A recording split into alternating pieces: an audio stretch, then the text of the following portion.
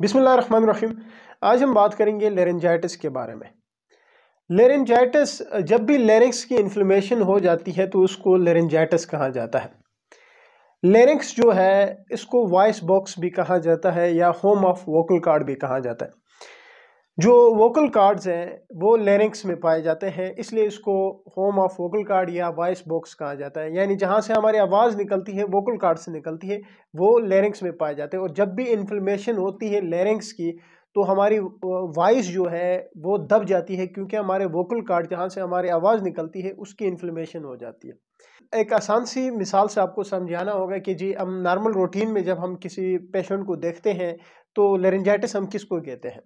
एक बड़ी आसान सी और बेहतरीन सी एग्जांपल इस पे सेट कर जाती है कि जो सिंगर्स होते हैं, क्या अमूमन आप लोगों ने नोट किया होगा अपने डेली लाइफ में कि जब वो सिंगिंग करते हैं, पूरी रात जब सिंगिंग करते हैं, अगले दिन आपने नोट किया होगा कि उनकी आवाज़ बैठ जाती है। यानी मतलब इतनी बैठ जाती है कि उनसे सही तरह से बोला भी नहीं जाता।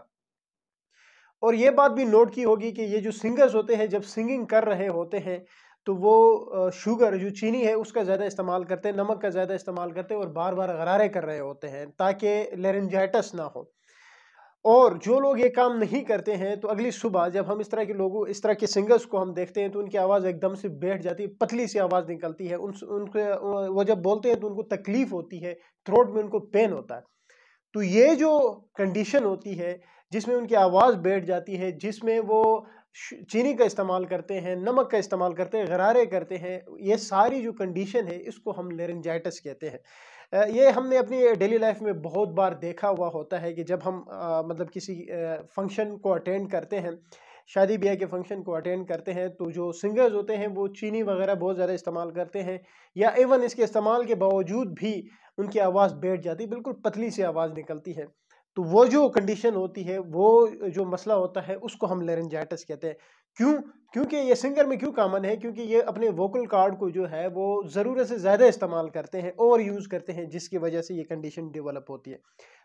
तो अब हम बात करते हैं कि ये होता कैसे है, ये लेरिंजाइटिस क्यों होता है, क्या इसके काजेज़ क्या हैं।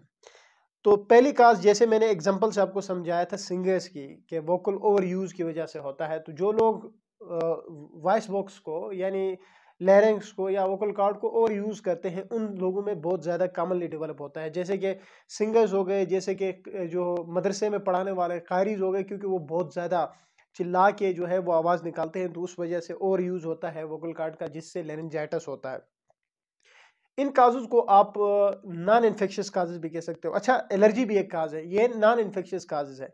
लेकिन हाँ, अलबत्ता इन्फेक्शियस काजेज़ भी है, मतलब किसी ऑर्गेनिज्म की वजह से भी ये हो सकते हैं, जिसमें वायरस है, वायरस की वजह से भी हो सकता है, बैक्टीरिया की वजह से भी हो सकता है, और मोस्टली वायरल इन्फेक्शन होता है ये भी। तो ये कुछ एक इसकी काजेज़ है, most commonly vocal over use की वजह से होता है। अब बात करते हैं कि इस कंडीशन को मैनेज कैसे किया जाता है, इसका इलाज कैसे किया जाता है। सिम्प्टोमेटिक ट्रीटमेंट, सबसे पहले मैंने कहा कि सपोर्टिव ट्रीटमेंट काफ़ी है। स्टीम इनहेलेशन आप करवाते हो, वोकल रेस्ट कराते हो तो इससे ठीक हो जाते हैं लोग 1.5 डेज़ के। इससे आगे कोई मेडिसिन की ज़रूरत नहीं होती। लेकिन अगर 2 दिन 3 दिन तक भी ठीक ना हो तो इसका मतलब ये है कि इन्फ्लेमेशन सीवियर है। फिर आपने सिम्प्टोमेटिक ट्रीटमेंट करनी होती है। सिम्प्टोमेटिक से मुराद ये है, मैंने पहले भी कहा कि इस तरह के पेशेंट्स में थ्रोट पेन होता है, शदीद किस्म का थ्रोट पेन होता है, तो पेन किलर आपने लाजमी देने होते हैं। एज अ पेनाडॉल जो है वो आप एज एंटीपायरेटिक, क्योंकि इसमें फ्यूर भी होता है, एंटीपायरेटिक और एनाल्जेसिक दोनों प्रॉपर्टी वो रखती है, तो इसलिए हम पेनाडॉल देते हैं। उसके साथ एंटीबायोटिक, ताकि कोई सेकेंडरी इन्फेक्शन है, क्योंकि बैक्टीरिया इज़ द कल्प्रेट हो सकता है, तो इसलिए हम इसको एंटीबायोटिक्स भी देते हैं।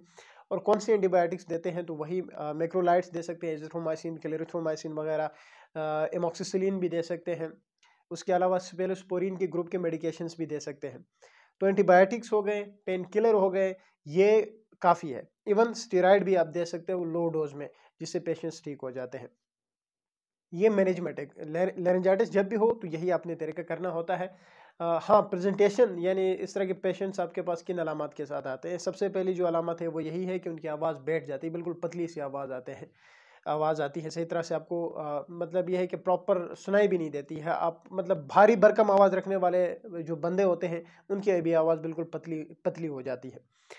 तो ये पहली प्रेजेंटेशन है। उसके अलावा बुखार होता है, जिस्म में थकावट होता है, कफ होता है, कफ बहुत ज़्यादा होता है, यानी कफ इतना शदीद किस्म का होता है कि ये इरिटेट करता है लेरिंग्स को। इसलिए हम इस तरह के मरीज़ों में जो एंटी कफ सिरप्स है वो भी प्रिस्क्राइब कर रहे होते हैं। तो ये सारी बातें थी अबाउट लेरिंजाइटिस। उम्मीद है वीडियो आप लोगों को अच्छी लगेगी। Thank you.